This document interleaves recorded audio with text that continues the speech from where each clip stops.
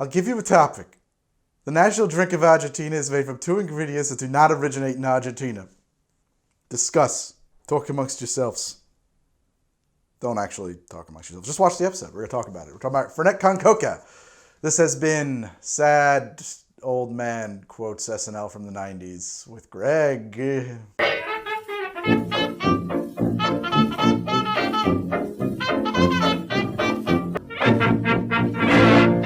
Today on How to Drink, we're talking about Fernet Con Coca, the national drink of Argentina. I mean, a national drink. What is a national drink?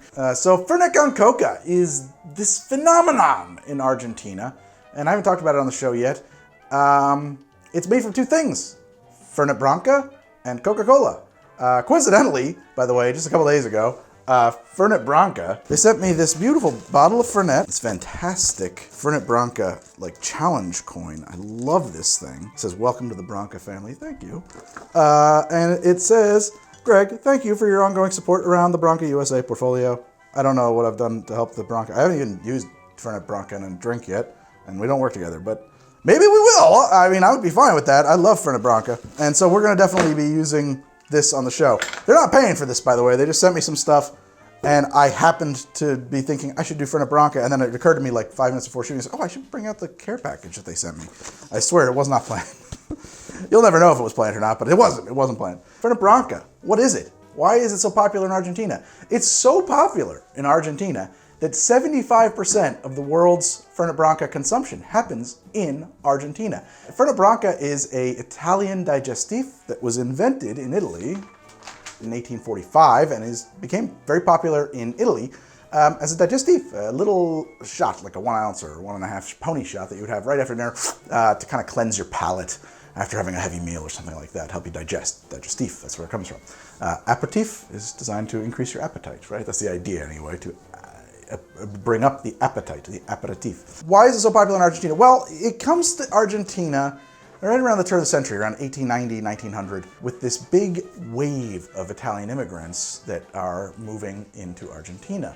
Apparently, Argentina has a huge Italian population. I had no idea.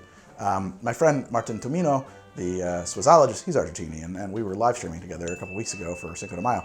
I should have asked him about more stuff about Argentina, but I was like 4 hours into my live stream and I had been drinking, so I don't know what I asked him. It also becomes popular in a breakfast thing, a little espresso, a few drops of Fernet, Carajillo de Fernet, so people would have it in the morning and at night. So popular, actually, that by 1941, Fernet Branca, built a distillery in Argentina, the only distillery they have outside of Italy to meet demand.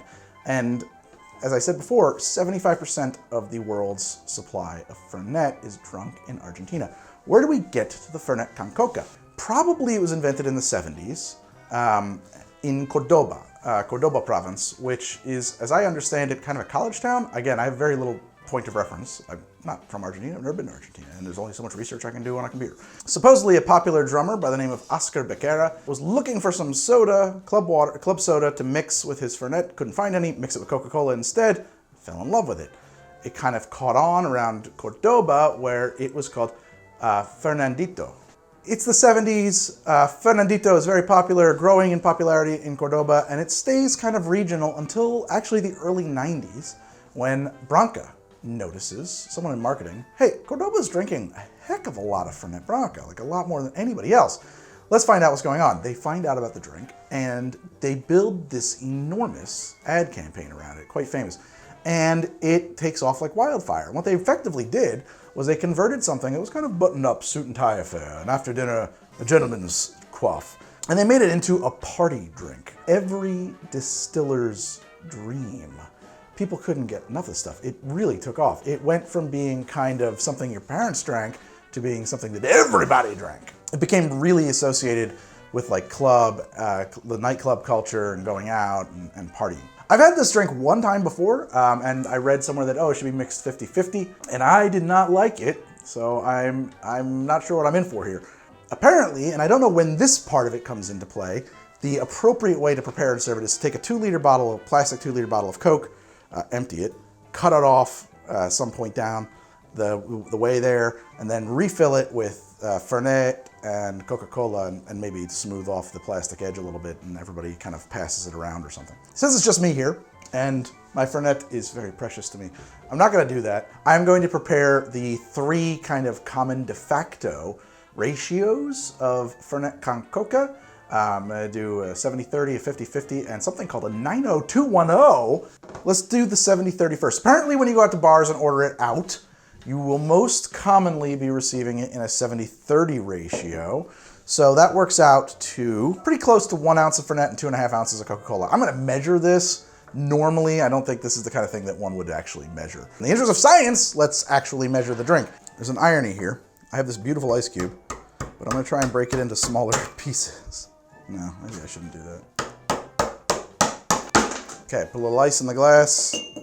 1 ounce of Fernet. I don't know if it's Fernet or Fernet. Fernet Branca. I think I've heard a very soft T pronunciation sometimes. It smells a little bit like paint, like latex paint, like I'm gonna be painting a room in my house. It does smell a little bit like that. Let's crack open the Coca-Cola, and we'll put in 2 ounces of Coke and a half. Now I'm told that trying to get a really beautiful foam is super important. I failed on this one. We'll try again in the close-up. I think that if I free pour straight into the ice, it'll be better. Okay, there we are, Fernet Con Coca. 70-30. This would be the standard way to have it when you go out. Woo! Oh man, that is bracing. You know, I gotta say, you don't really taste much of the Coca-Cola. Fernet is a powerful flavor. Powerful flavor. It really overpowers everything in this drink. I might just be a wimpy gringo though. I get a little bit of caramel from the Coke, I think, but then the bitterness of that Fernet comes cutting through like a knife and just takes over and carries out. I don't hate it, I enjoy it. I am somebody who likes a bitter thing. I just need to put myself in a headspace to appreciate it. There's mint. Yes, there's a tiny amount of mint in the flavor profile. And I think Fernet makes a Fernet Mantha that is more minty. So it's fun to find that, to pick that out, to be like, oh, I found a little thing. A little bit of melt time helps it. Yeah, getting a little colder does help. I wonder if people in Argentina chill the Fernet. I bet they do. I bet they keep this in the freezer or something. It is a full strength drink though. Fernet is like, what is it? It's 39%, so that's just shy of 80 proof, right? That's whiskey almost. Just like a half a point shy of whiskey. Bottoms up. I'm sure that people at Fernet are just shaking their head right now. They're never gonna, not gonna send me any more care packages. But it does taste a little bit like something you might clean the counters with, you know? It's an intense flavor. It is definitely an acquired taste. But I suppose most things are. Okay, next preparation. Apparently at home, though, most people tend to drink it 50-50. So now we're gonna make it 50-50. We'll do 2 ounces of Fernet.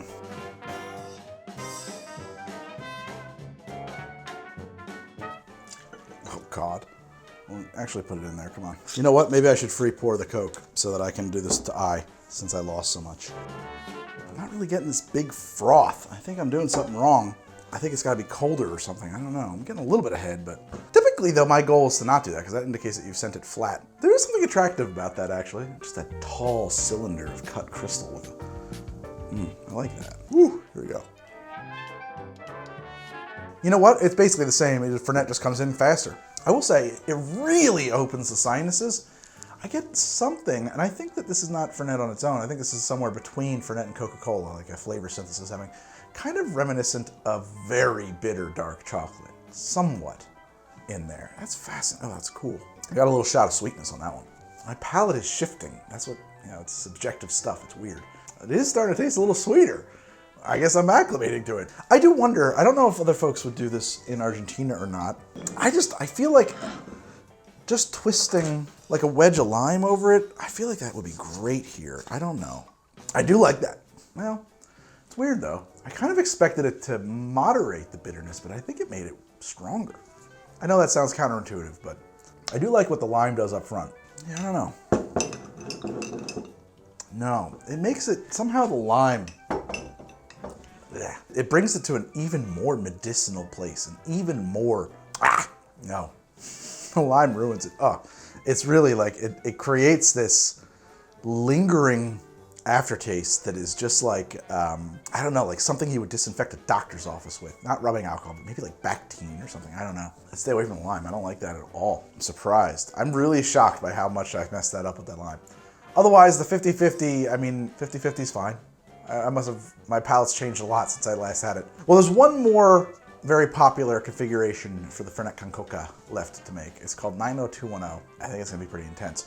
We're gonna make that right after this. So let's make 90210. Where does that name come from? That's a weird name for a drink that has nothing to do with the show. It's actually a formula. 90 2 10. 90210. 90210. Okay, that's enough of that. 90% Fernet, 2 ice cubes, 10% Coca-Cola. 2 ice cubes in there. So I'm gonna add 3 ounces of Fernet Branca.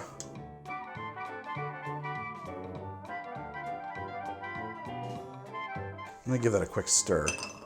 I wanna try and get some foam here. I'm gonna try and see if I can get this, if chilling it helps. And slightly more than 1/4 ounce of Coca-Cola. That's it, 9210. It's kind of flat looking, no foam because there's really no Coca-Cola in there. It's a glass of Fernet, basically with a splash of Coke. Bottoms up. Whoa. Whoa. It was a big mouthful. That is intense. The bitterness here is wild. And I gotta say, I thought I was tasting all the Fernet in these previous configurations, but here, where it's basically straight, it is really present. I mean, I don't know. My first thought, just like sense memory association on that sip, was carpet store. Carpet store. I don't know why. It just smells, you know, I do now, I smell it. Yeah, now I got that taste. The taste smells like the glue at a carpet store.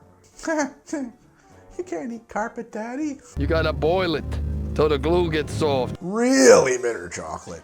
The mint. Yes, I get the mint. Now I recognize it more. It doesn't taste minty the way that you associate the taste of mint, because usually when you have something minty, it's pretty sweet. It's not like mint like ice cream. It's mint like taking a fistful of mint out of your garden and just shoving it in your mouth with the dirt attached, might I add. The mint is actually, I think the mint is really important in that flavor profile now that I'm starting to really figure that out. It's proofy, it's hot, it's burning my throat a bit. And I think I've had enough. As Dave Wonders has been saying lately, there stands the glass. Today we talked about, well, hey, I'm Greg. Just one more tiny sip of Fernet, sir. Look, a full bucket. I'm on Twitter at How2Drink. I'm on Instagram at How2Drink. Both of those have numbers in the middle because I couldn't get the TO version. Yeah, I've got a Patreon. I got a Patreon at patreon.com/howtodrink. You know, if anything gets cut out of this episode because it's a little too raw for prime time, it'll wind up over there. Little special features for the patrons. I have a Twitch at twitch.tv/GregFromHTD. where I'm doing a lot of stuff. I'm running Dungeons and Dragons on Thursday nights with some friends, and we're getting pretty good at the live streaming component of that. Other days, I am here in the bar talking to you and shooting the shit and answering questions and making drinks. And some days I play video games. A lot of Fallout 2 lately. I think I'm a little drunk. I think the Fernet's going straight to my brain. And you know what? I have a second YouTube channel too. I have H2D2, which was named by one of my patrons. Thank you. H2D2. So if you are interested in the stuff I'm doing at Twitch, but don't care to see it live, or you miss it, it'll wind up at H2D2. It's probably up there. The link's probably right there. I got this quarantine hair going. I gotta go cut it. I gotta go cut this hair tomorrow. It's just driving me crazy. I'm just gonna do it myself, damn it. And I hope that you will enjoy. I hope you enjoy the show. And if you like the show, drop me a line, subscribe, comment, hit the like button, smash that like button. I don't even think the like button works. I honestly, I don't think that YouTube even cares about likes. I don't think they care. They used to. Everybody tells you to smash the like button. Nobody gives a shit about the like button. Hit whatever button you like. I don't care. Don't do anything. Do whatever you want. Woo! Yeah, just like the darkest chocolate. The darkest. Fernet Branca's coming at you hard. Hell in a cell. 2 men enter. 1 man leaves. The darkest chocolate. Coming live from the underworld. It's made of roots and leaves and twigs and dirt. And it tastes like it. It'll tear you up. It's gonna throw you down. It's gonna spin you around over its head and throw you 17 feet from the top of a cage into the bleachers at WrestleMania 1994. Sorry, I don't know where that came from.